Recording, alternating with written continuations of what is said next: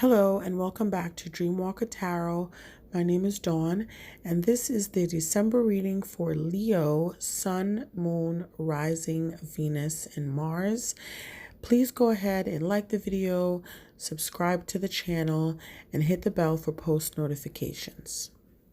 So this month I'll be working with the Sibyl's Oracle of the Black Doves of Africa deck by Tana Lee McQuiller.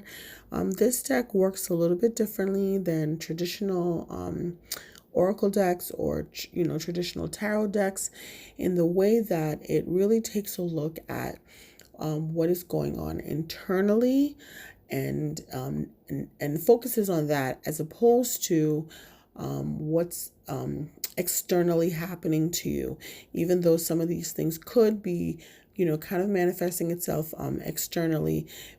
Everything that manifests itself externally does have, it's kind of like it starts internally first. So this is really kind of looking at where you are right now and really kind of taking a look at what you are going through this month internally, so to speak. The way that the deck works is that there are 44 cards in the deck, 11 for each section, and they're grouped off in the following ways. So on the top, on the left-hand side, we have what's considered the core card, which is what you're currently going through at this time and the issues that you're currently dealing with at this time.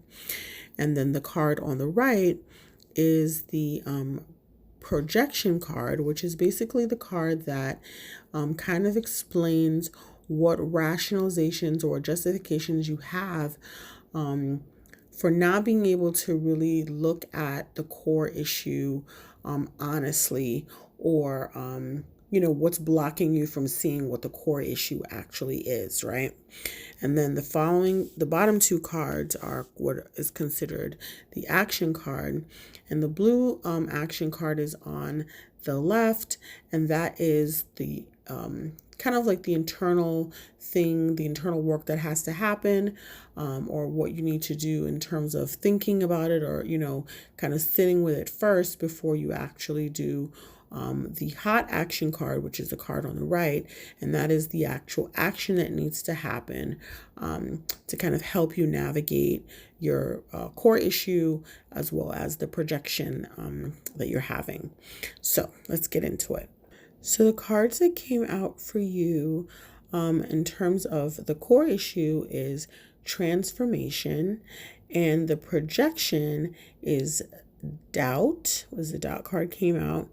And in terms of the action, the cool action is prioritizing, and the hot action is stillness. So intuitively speaking, Leo, it looks like you're in the space where change is something that you actively want to do. You want to change, but it feels like there is, I know that the doubt card is here, but for some of you, it might be a little bit more than doubt that's happening here. So for both of these cards, the core card and the projection card, there's a representation of birds. They're different birds, but they're birds nonetheless, and birds, like they fly. So, there is a sense that you were in a space where you were doing really well, where you were really kind of soaring, where you were really kind of living at the highest point, and it feels like you're not in that space anymore. And there's a sense here that you are looking back at that aspect of your life and wanting to kind of step back into feeling that way, or feeling really good about your life, or actively achieving or being successful if you've taken any type of hit, financially or in a relationship. Like it's like you're looking back and you're wanting to go back to that space, but because of whatever occurrence happened that kind of like knocked you down a little bit, you are a little bit doubtful if you can actually go back to that space. You're having difficulty really trying to figure out how to get back, or even how to move forward and doing better, moving forward. But you do want to reclaim kind of like your former glory, right? But there is like a sense that you really cannot figure out how to do that. For some of you, there is the sense that it's not necessarily you. It might be the company that you keep. With the doubt card, there is a snake wrapped around the doubt card, which is interesting. So you might want to be mindful of who you have around you that is kind of dragging you down or blocking your ability to fly or putting doubtful thoughts into your head. This could be you. Also, the snake is also a symbol for Scorpio. So some of you might be dealing with a Scorpio, but it could also mean that, there are things that you need to shed, the things that you need to get rid of. There might be thought processes that you need to get rid of. There might be people that you need to get rid of. There's definitely some cleaning house that has to happen for you to kind of like realize where it is that you're going and how it is that you're going to get there. Because right now it seems like your vision is a little bit blurry when it comes to that.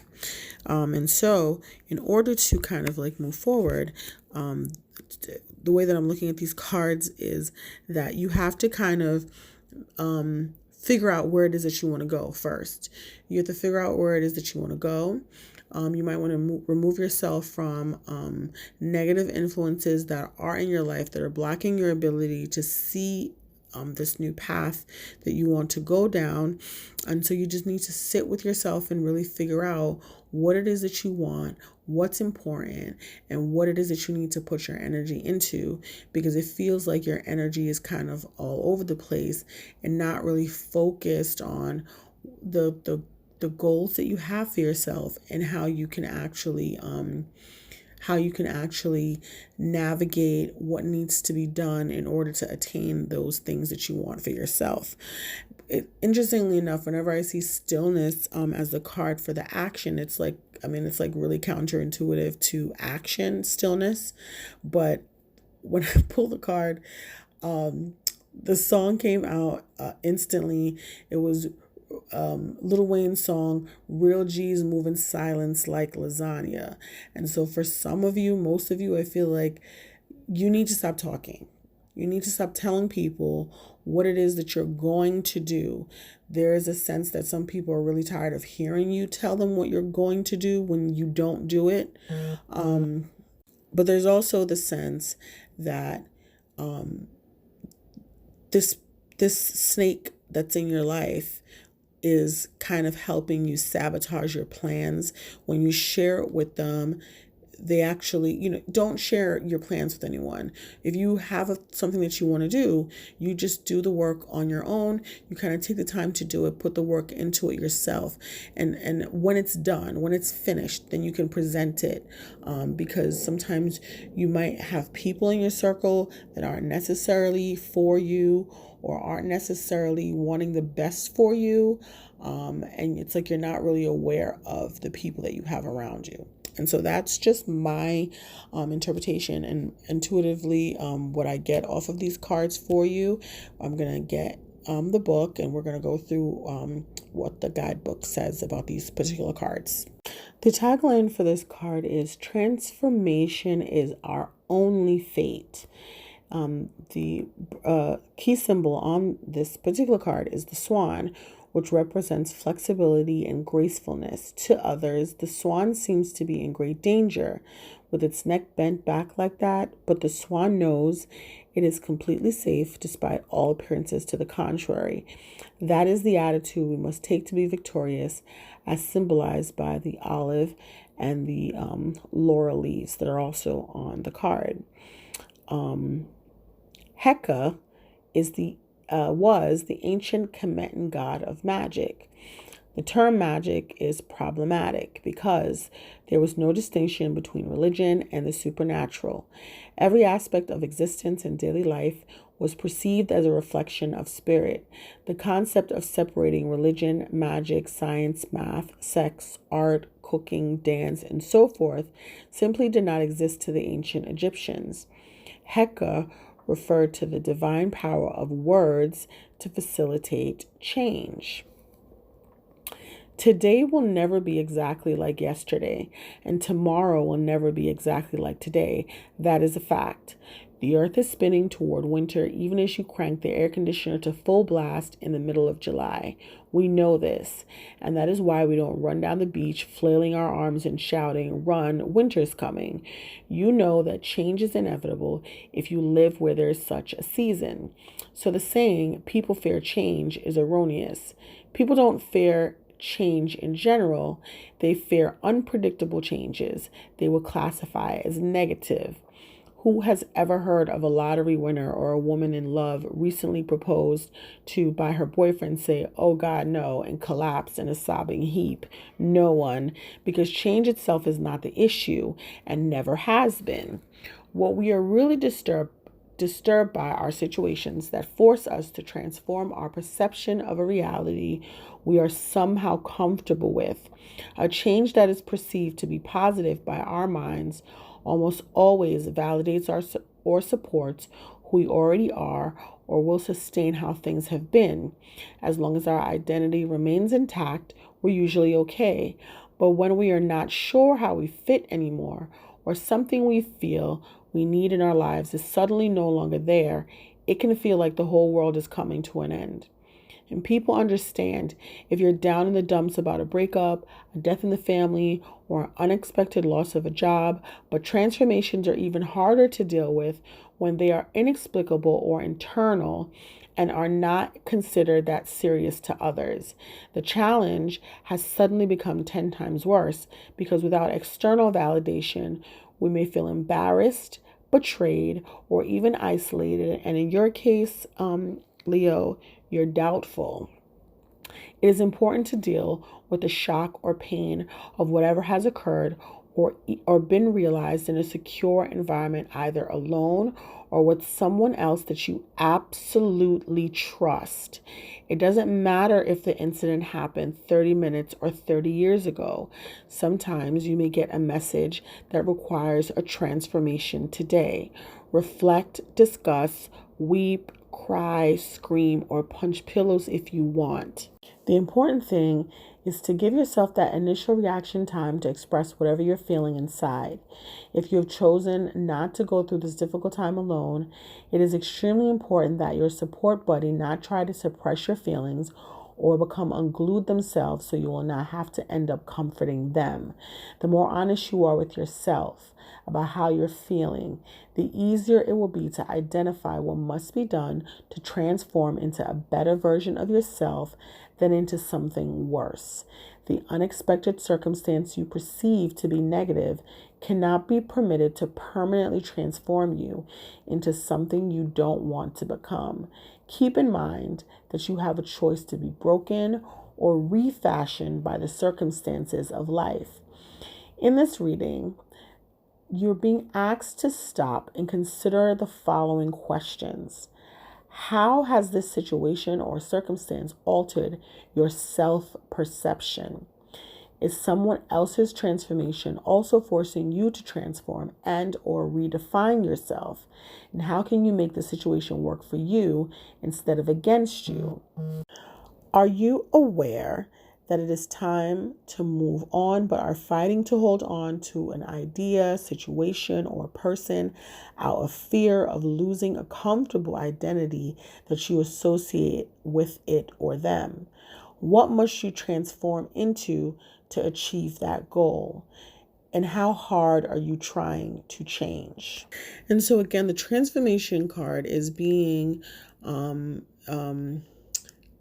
like I said, is the core issue right now because this is something that has to happen. Transformation is what is really kind of your focus right now. It's about changing your life. It's about changing your circumstances. And then what's crossing that, which is, like I said, considered the projection card, is the doubt. And so there is a sense of doubt on your part about whether you're able to transform, how to transform. I feel like there is really a lack of confidence in this case. And I'm going to go ahead and read what the book says about that in terms of the doubt card.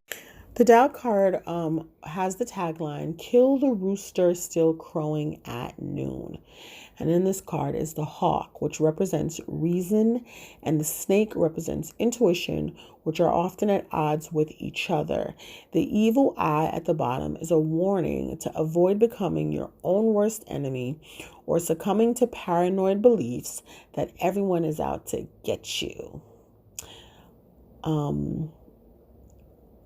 Flaunta was the Roman goddess of confidence and the cousin of Aphrodite. And Kebet was the Kemetan serpentine goddess of harmony. She was a personification of fresh water and one of the caretakers of the souls of the dead in the afterlife. And these are the symbols that are being represented here in this card. So doubt has gotten a bad rap for a long time, and it is often blamed for many failures.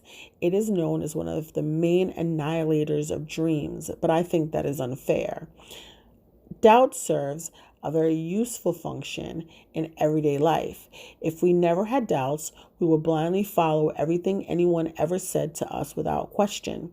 Therefore, without doubt, we would never have become seekers. Doubt is like the arrow that pops up on a computer screen once you move the mouse or cursor. There are several options to click, but the arrow has no mind of its own with which to consider and select. That is your job. If your spirit is full of fear, then like the arrow on a slow computer with a slow hard drive, you will either go back and forth aimlessly, missing all targets, or not be able to move at all. In any event, the failure to move forward has absolutely nothing to do with the arrow, but everything to do with crossed internal signals. There may be a very good reason to wonder if you should choose one option over another, and that's normal. What is not normal is continuing to remain stagnant while you complain, curse, whine, or cry about why nothing is moving. Focus on what you value most and what would be best for you 10 years from now. Make the choice that has the potential to put you closest to where you want to be, and don't go back once you've made that decision. When the doubt card comes up in a reading, you should reflect on the most frightening points related to the core issue, which is your transformation and you changing. What frightens you the most about changing and transforming? If you feel extremely uncomfortable, it is probably because the core issue revealed that in order to succeed, you will have to change or leave your comfort zone completely. If you doubt whether you are capable of dealing with the core issue, then understand that you might be choosing predictable mediocrity over greater possibilities. And so with that being said, it's actually really appropriate that the prioritizing card came out in terms of what the cool action would be, and then the stillness card where the hot action would be. And we're just going to take a look at those two final cards. And so with the doubt card asking what is it that you see yourself doing for 10 years, the cool action is saying to prioritize. And the tagline here is saying importance depends on import. The wheat represents the harvest, and the hand mill represents the tedious work that must be done to ensure that we get sustenance from what we have gathered. Review your top priorities in life. Then consider how achieving whatever you asked about will help you accomplish, improve, or maintain the well-being of those top priorities. So you really have to kind of sit with yourself right now and figure out what is important to you, what takes priority, and, act on those things that take priority and put the work into accomplishing the goal based on the level of importance in your life. There is a note in this book about Ceres. Ceres was the Roman goddess of agriculture. The cults of Ceres and her daughter Proserpina, who were known in Greece as Demeter and Persephone, respectively, were the most important in Sicily. The Cerilia was a jubilant festival celebrated in Ceres' honor in April, and the word cereal comes from her name. So for some of you, a lot of the work that you will be doing at the end of this month or during this month, you will see the harvest of that in April, in Aries season in April. Okay. And the final card, which is the hot card, which is the action card, is stillness. Destiny rewards patience. Crocodiles do not normally chase their prey. They're patient and can wait hours, days, or even weeks for their opportune moment to strike. They can survive a long time without eating. I can't even say this name. Harpocrates was the Kemetan and Greek god of secrets and silence. Action would not be productive right now. Maintain self-control by reminding yourself that waiting is not doing nothing. Make a move when a meal is certain. Until then, be quiet and observe like a good hunter. So I think this, like I said, this goes back to the whole thing about really prioritizing and planning. So making sure that you have a plan about where you're trying to go and where you're moving to before you execute a move. B, keeping your moves to yourself and not sharing them with everyone, because I kind of have a feeling that you have people around you that aren't necessarily wanting you to be better than them,